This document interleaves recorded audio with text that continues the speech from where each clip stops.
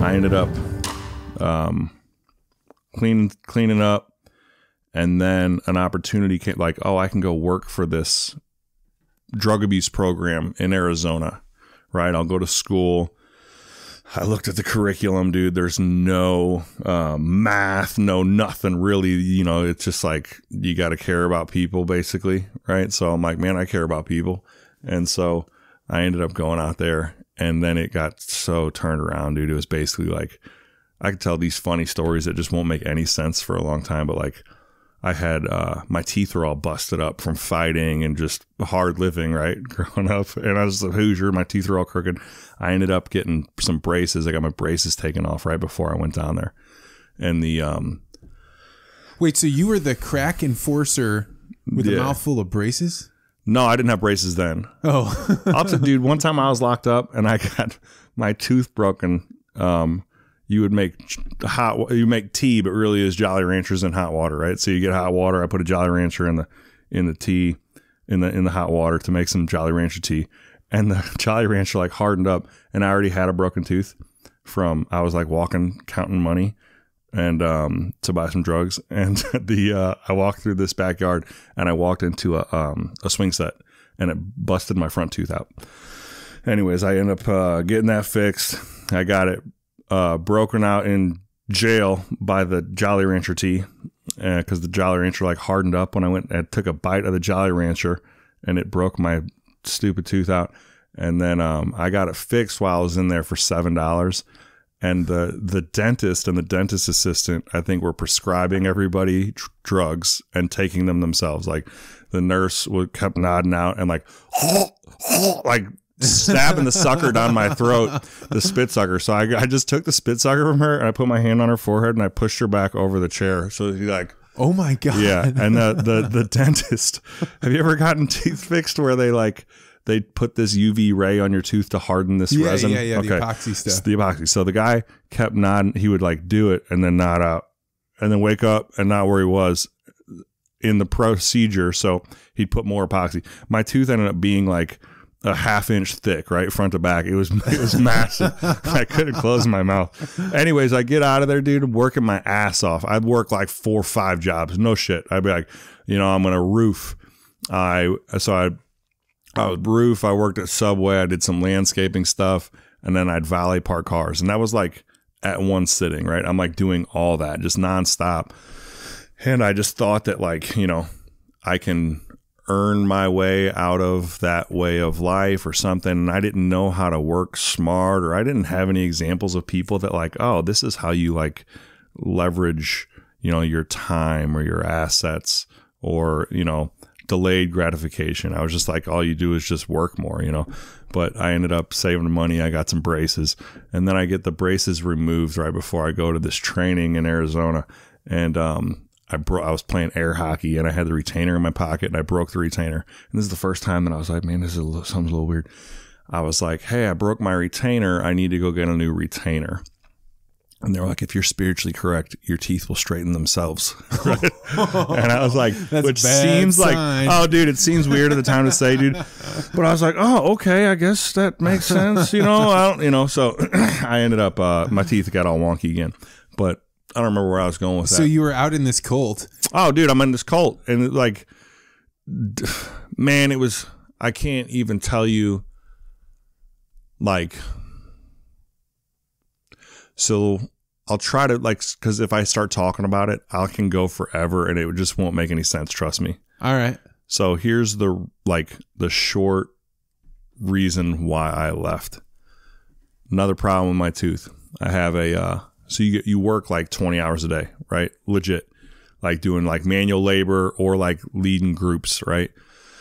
And so people are, vulnerable, and they have kids that, have drug problems, and they'll like, if you say you got a solution, they'll pay you. You know what I mean? So I'm running this outpatient program for these kids, and I needed a root canal, and the pain would get so bad, literally I'd like power down, right? And like I would just shut off and pass out. And I was like, man, I need to get a root canal. And he's like, well, go see how much that is. And I'm like, it's $1,100. And they didn't pay us hardly anything. I might have got $400 a month, right? And working 20 hours a day, 7 days a week. No lie, no exaggeration. But the place did give me, I did walk away with some big positives, like maybe extreme positives, you know, like ownership, like anything that happens to you and around you is your fault, right? So like your mom dies from cancer, that's your fault, you know, like you spiritually attracted that into your family. Kind of weird to say out loud, but I end up, I'm like, you know, this root canal is $1,100. And I'm like, well, we're not paying for that. And so I save up for, it took me like it's 8 months or something to save $50 to get insurance. I go back, is $400. And I was like, man, I thought like, so they said, we're not paying that. So I said to the, you know, the orthodontist, like, can you just bill me or something? Cause I don't have the money and I'm like passing out a few times a day from the pain. Oh my God. And he said they'd bill me. And, I started thinking like, man, you said that you guys were going to take care of me and I'm working a lot for you guys. And you're saying that I'm a star and that I'm doing all kinds of great stuff for you guys. But I'm not seeing any of the returns. All I want is like to stop passing out and to get my tooth fixed and you won't pay for it. And I happen to know that, you know what I mean? Cause there's 20 kids in my group. That's like $8,000 a kid. It's $160,000 a month. You can't find $400 for me. Right. You know?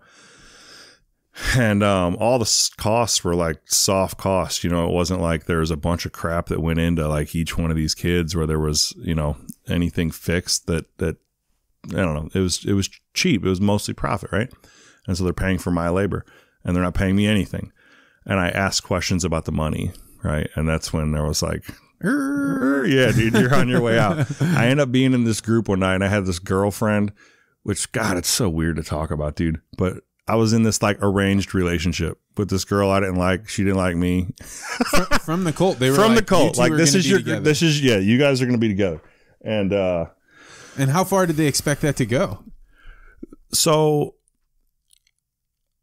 whatever, we're adults, dude. I'm like, there's kids listening, turn it off. But like we go on a date and then we went out another time, this girl and I, and then she came to my apartment where I live with like 6 dudes in a 2-bedroom apartment. Right. And, they were like, she's like, hey, I need to like take care of you. And what Shannon said, and Shannon was like one of the big dogs, right?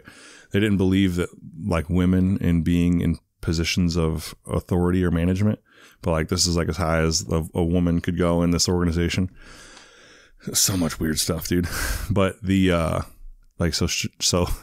she had she said, I'm supposed to take care of you. Shannon says I need to jack you off, right? And I was like, whoa, like we've been on like 2 dates. Like I'm cool with that, but like you don't have to do anything that you don't want to do. Is this something that you want to do? And she's how like, old were you? I was probably 21. Wow. Right? It was weird, dude. It was so weird. And she's like, I could, you know, and I was like, are you sure you like, if you want to do this, like, of course, like I'm always down, but like, I'm not trying to make you do anything you don't want to do. And it like, I don't know why I'm telling you about this, dude, but it stayed there. We ended up going out for like close to a year and couldn't have sex. Right. So like they would like monitor what we did.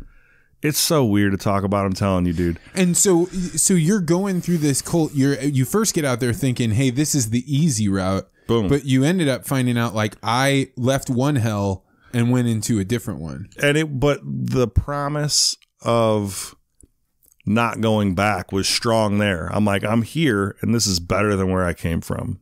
That was better than where you came from. Oh, hell yeah, dude. I mean, it was. Well, I guess they're sending people over to take care of you at your apartment. Right, dude. So it's so weird. But I ended up like the leader, like the national leader of this cult ends up coming to there one night. And I like you basically cut ties with your family. My little sister was graduating high school and I was like, hey man, I want to go back and see my sister graduate high school. And they're like, well, you can't go. You can't go now. Like maybe like in a week or 2 weeks you can go. So the dude who ran the like chapter that I was at ended up buying me a plane ticket to go. The national dude comes in. He says, we told you not to go. And I was like, no, Josh bought my plane ticket. And he's like, you saying Josh is a liar? And I was like, Josh, tell him. And the dude, Josh, just like literally turned his back to me. And I was like, oh my God. And I felt all betrayed. You know what I mean? Like I had like been alone, you know, being locked up as like a kid, you know, I mean, 14 years old, I'm locked up with grown ass men, and no weird sex stuff ever happened to me or anything like that. I could fight. I fought a lot. But I was alone, you know, and just being exposed to men that are that level of society, and you're 14 years old. 14, and I was just like them, but I was younger, you know what I mean, and less experienced, and so like, man, it could have got real bad, but it didn't. I mean, it was bad for sure. I saw some of the worst stuff, you know what I mean. But so then, how did you end up getting out of there? So I'm there that night. So I thought that I had found my people. I'm like, these people support me. They love me. I'm like one of many, you know. And then that night it kind of like turned. I'm like, they turned on me, you know what I mean? And I'm pretty sure it had to do with me questioning the money and the allocation of resources and stuff. And because they were getting paid. I mean, like the leaders were like mansions and Mercedes and, you know, and which is fine. Like I'm not opposed to people having stuff, but the national leader guy was like, he's like, I'll shoot you, and then I'll call the cops and tell them that you raped Maria, right? That was who was my girlfriend at the time. And I was like, what? I was like, dude. And the guy he stood up and started coming at me like to like intimidate me, or I knew he wasn't going to do anything. But wait, how can you say that? How can you say he wasn't? He was up in your... So I think this guy was a fake tough guy, right? I think that he ruled this thing through fear, but really, like, looking back on it, he was not real, you know? And I think that he lied a lot about where he came from and the things that he had done, because I really did those things. And some of the stuff that they talk about, everybody be like, ooh, wow, oh my God. And I'm like, man, that does not match up. You know, and so this guy started walking at me, and I jumped up like, I'll fucking kill you, man. You know, like, and everybody was like, oh my God, you're talking to Jesus like that. You know what I mean? Like this dude was like David Koresh, you know? Really? That level? Oh, that 100%. And I was like, you know, anyway, so that night, like everything changed when I was like, you know, I felt threatened, and like all the like indoctrination and stuff went out the window when the guy like really tested me. And so I felt threatened, and I was like, hey man, like I'm not, you know, I don't remember my exact words, but I was basically like, I don't play like this. And so I ended up driving. I was going to go to Chicago because I didn't know where else to go. I was like, I'm going to drive to Chicago and like start over, you know? And I called my friend who happened to be in Vegas at the time, and he said, why don't you come to St. Louis and live with me? And I drove from St. Louis. Were you from St. Louis? Kind of. I was born in Arizona. I was born in England, rather. I was born in England. My dad was in the Air Force. I lived in Arizona, and then I moved to St. Louis for a while. When you got in all that trouble, were you here? I was in St. Louis. Okay. Yeah. But then I was like all over the country, like in those institutions and stuff, you know, so you get sent wherever. And so like based on your crimes and like how big you are and all this stuff, right? So I was always in like the worst places because I was doing like bad stuff, and I'm big, and right? Big, so yeah. I'm like in these bad places with big people. Anyways, I drove to St. Louis singing row, row, row your boat literally the whole time, right? Like trying to like stay. I was so insane trying to, and I got back here, and one of my friends said, hey man, I'm going to school. You're going to go to school too. He basically like, he's my best friend. His name's Scott Levy. He's the man. He's the godfather of my kids and saved me, man. And so he was like, we're going to go to school. I ended up going to Merrimack Community College, and I was literally in his math classes. It was like, you know, if you have 2 red crayons and 1 blue crayon, how many total crayons do you have? Right. And I like wasn't getting 100%. Okay. And so that's where it started for me. Thanks for checking out this podcast short. The rest of the interview is on my page, or you can listen to the audio version at the Vance Crowe Podcast.